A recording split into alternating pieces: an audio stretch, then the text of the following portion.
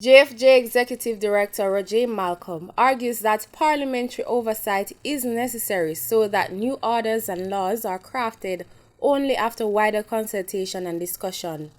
The organization issues that since COVID-19 will be around for an indefinite period, more restrictive laws could be passed, so it's better that Parliament becomes more involved in the process.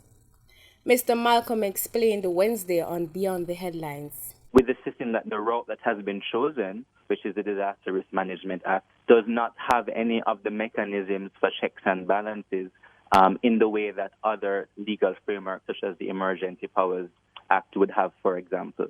And so there's a need for Parliament principally to play its lawmaking role, and our laws never envisioned such a profound delegation of sustained lawmaking power, even in disasters, to the Prime Minister, who basically, from what he says, can effectively be used as creating new crimes. You know, if someone doesn't comply with the words as broadcast under the Disaster Risk Management Act, they're being told that threatened with arrest and imprisonment. In the meantime, Mr. Malcolm has agreed that the current situation does involve Parliament in a limited way, but there are still limitations.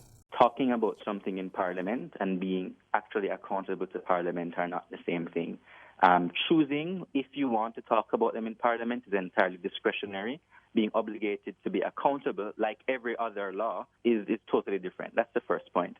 The second point is the final decision about what gets written up, gazetted, when it expires and its total remit is not something that Parliament has any, as a matter of law, oversight of right now. For example, if the Prime Minister declares a state of emergency, he can do anything he wants for 14 days, then he has to come to the Parliament for approval to continue it for another period of time. And so accountability to the Parliament as a matter of law, as opposed to, when convenient, discussing it in Parliament, while that's very laudable, are simply not the same thing. Sandy Williams, Frontline News.